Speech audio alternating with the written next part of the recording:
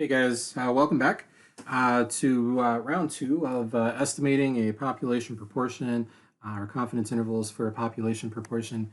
Uh, so in the last set of notes, we kind of ran through the entire process of creating a confidence interval, and there was a lot of stuff that happened in that first section of notes. So it's not a bad thing if you have to go back through a video and kind of just watch a part of it, pause, try it, and then continue on after you've tried it. Sometimes you have to watch a video a couple of times to really absorb all of the information from it. So what we're going to do in today's video is to kind of build off of what we talked about in the last video. We're going to run through the process of constructing a confidence interval again. We're going to add a couple of different caveats to this one. We're going to talk about the formal requirements that you need to meet in order to be able to construct the confidence interval with this method. All right, so last time we just kind of did it, and I didn't really talk about like what requirements do we need to meet to be able to do it. We just did it. So in these notes, we'll kind of talk about those formal requirements. The other thing we're going to do is we're going to see how this is done on the calculator as well. All right, so let's kind of get started here. Just a little bit of review before we get going on our new problem. We're going to be estimating our free throw percentages today with paper balls. All right, so a lot of you guys throughout high school probably crumpled up a piece of paper or maybe a worksheet or a test or a quiz you didn't like. You crumpled it up and you tried to shoot it at the garbage can like a basketball. So that's what we're going to estimate today is what percentage of shots would you actually make, right? What's your actual free throw percentage? So we're going to use confidence intervals to estimate what that is. And so we'll kind of start off here with just some of the very first things we talked about, the shape, center, and spread. So remember, we are dealing with sample distributions, all right? So we have to imagine that we're actually running this experiment over and over and over again. So if we were to shoot 30 free throws at the garbage can, we would get a proportion of how many we made. Like maybe I made 15 or 16 out of 30.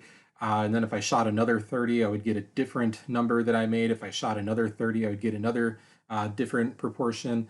And we would continue this each time, getting a different one. And as I made the distribution with those proportions, as I take those proportions and distribute them, it normalizes. It creates a normal curve, right? Typically that happens if our sample size is larger than 30.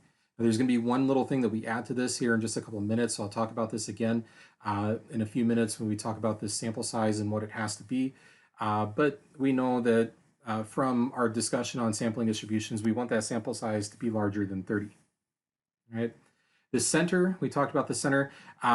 We know that the population proportion is going to be equal to the mean of the sample proportions. Okay, we saw that last week with the sampling distributions, and we estimated the center to be our point estimate. So whatever number we get from our experiment, if I were to shoot 30 free throws at the garbage can, whatever number I get from that, I'm going to allow that to be the center of my sampling distribution.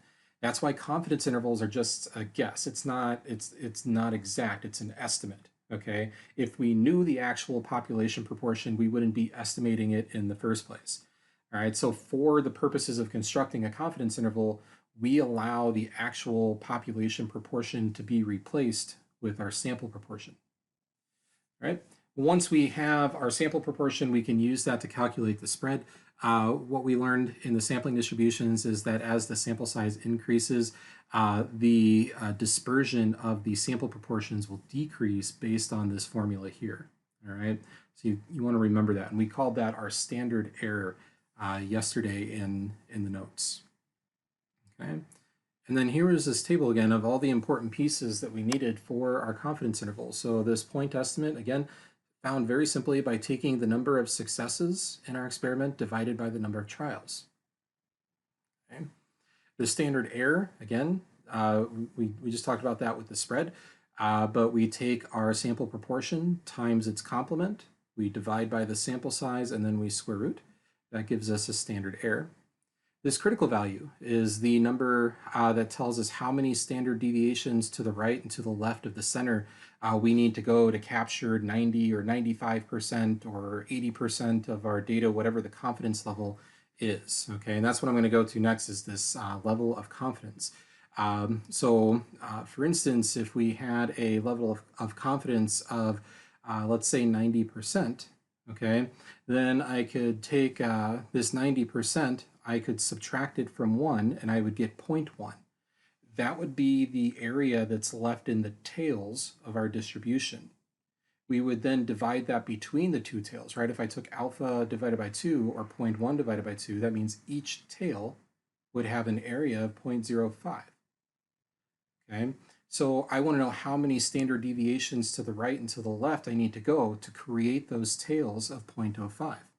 And to do that, we use an inverse norm.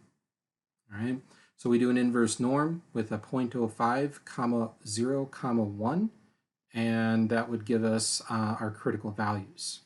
Okay, and then we take those critical values and we multiply it by the standard error to get what we call a margin of error. And this is the actual distance for our distribution that we're going to travel away from the center. Okay, so again, if that was not making sense to you, I'd go back and watch the video from yesterday. I went into a lot more detail on the margin of error and the critical values in yesterday's video. Okay, but that's just a rundown of what we found yesterday.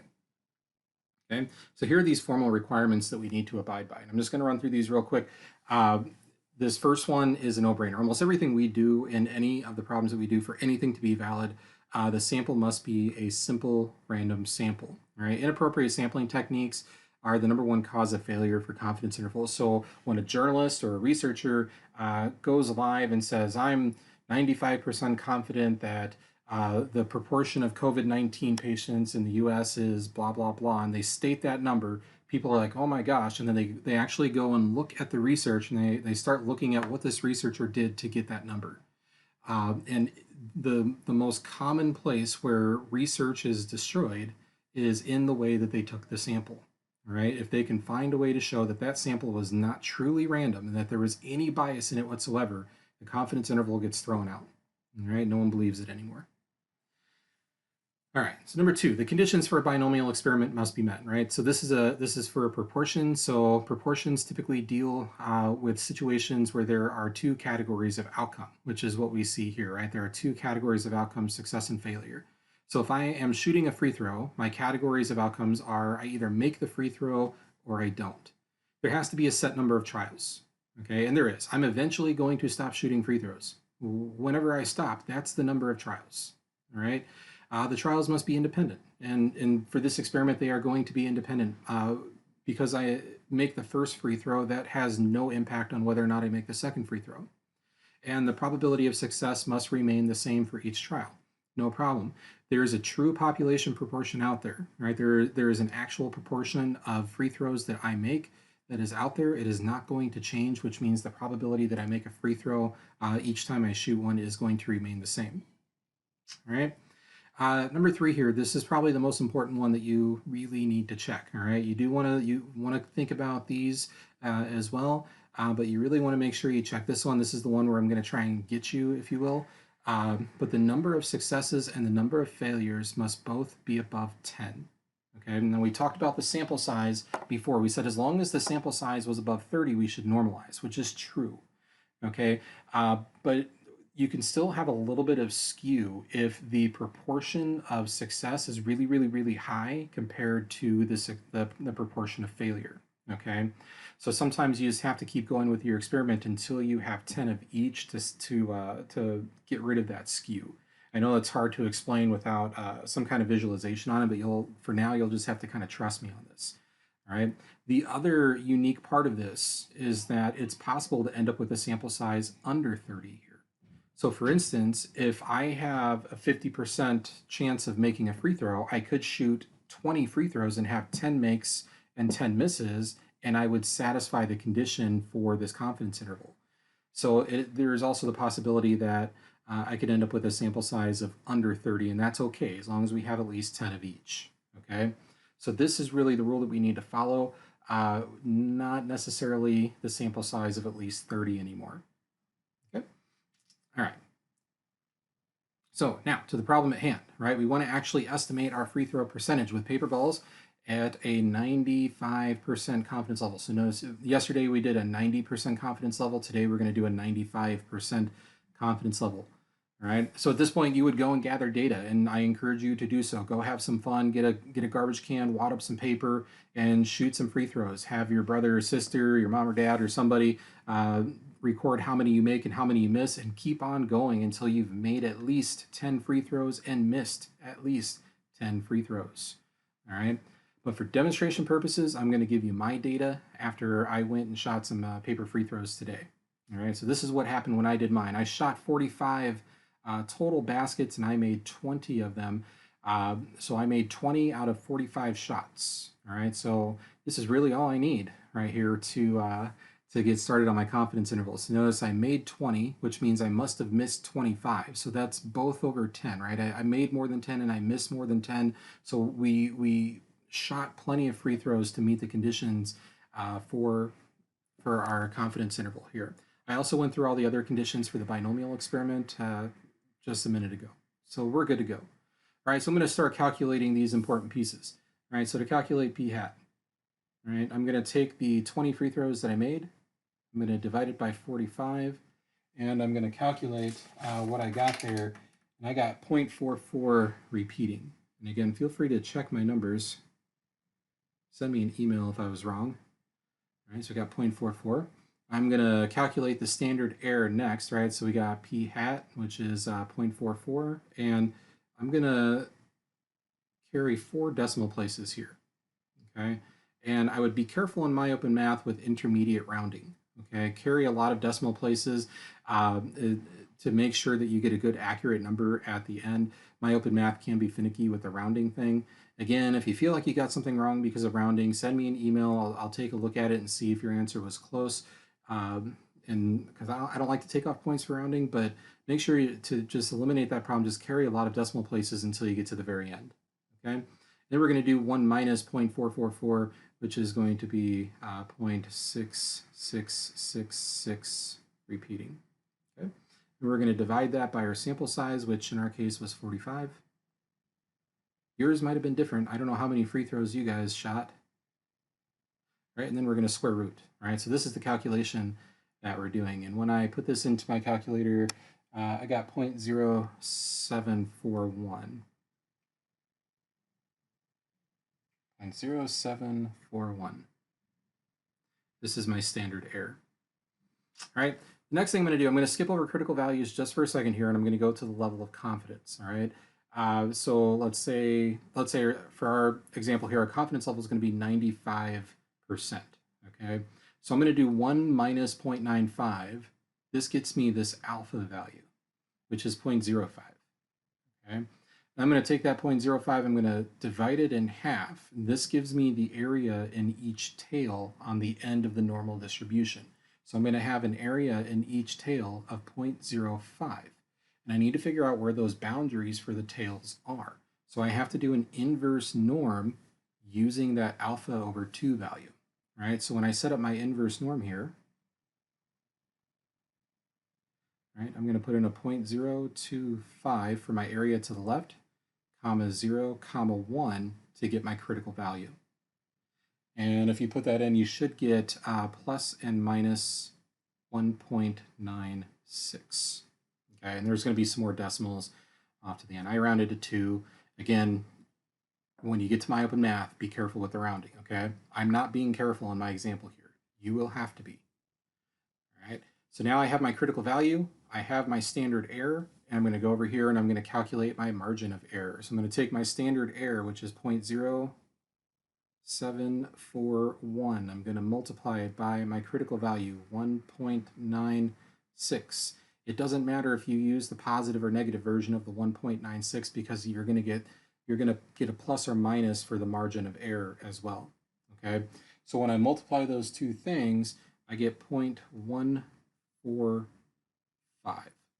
And so that means from the center of our distribution, from 0.444, I'm going to go to the right, plus 0.145, and then I'm going to go to the left, or minus 0.145 to set those boundary values.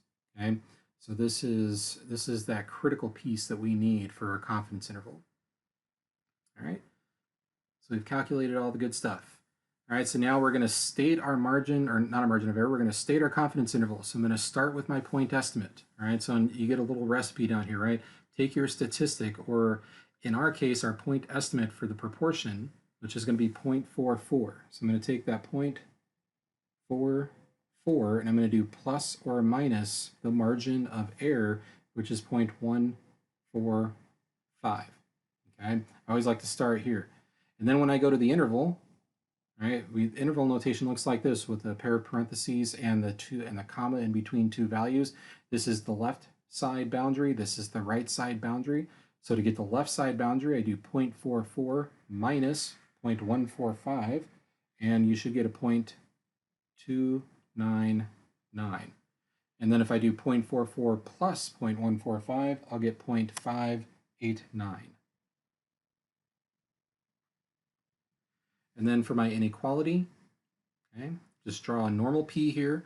This is the actual population proportion. We're estimating that the actual population proportion is in between 0.299 and 0.589. Okay. All right, so in English, what this is saying is I think, or I'm estimating that my actual free throw percentage is 44% plus or minus 14.5%. All right, so we got a pretty big margin of error here. Now, the correct interpretation, right, to say this more technically with some of the math stuff in it, we want to say I am 95% confident that the actual proportion of free throws I make is between, and I'm going to put my values here, 0.299 and 0.589. Okay. And what that means is, if I'm explaining what that means, it means that 95% of the confidence intervals constructed in this way would contain the actual proportion of free throws that I would make. Okay, this is not a probability. All right, now here are some incorrect ways. Notice I put this in bold and I underlined it and everything. So hopefully when you read this, you put this in your brain as something not to say on a test or a quiz. Okay, do not say there is a 95% chance that the true value of P is between blah, blah, blah. All right, do not say the probability that my free throw percentage is between blah, blah, blah.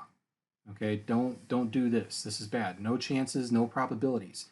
A confidence interval is not a probability. Okay, all right. So let's take a look at this on the calculator, right? So what if I don't want to do all of this by hand? I want to try this on my calculator. Sure, our calculators have this process kind of built into it. All right, so I'll show you where that's at. We're going to go here to stat, and we're going to go to the right here and go to tests. Okay, and we're looking for one prop, or we're looking for prop z int. Okay, so we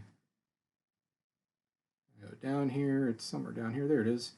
One prop z int. This is the one that we want. And it's going to ask you for all of the information, right? So from my experiment, we made 20 free throws, right? So X was 20. My sample size was 45. And the confidence level that I want is 0.95. And if I hit calculate, you'll see our numbers, right? The 0.299 that we got and the 0.589 that we got. And this really takes care of a lot of that rounding stuff as well. So a lot of the intermediate, it doesn't round intermediately. So you'll get some pretty precise numbers here for your boundaries. Okay. So calculator has the ability to do that for us. It's real nice. The word of warning that I will give you on the calculator is that when we get to the quizzes or the tests, they're not going to just ask you for the confidence interval here. Okay. There we go. And up here.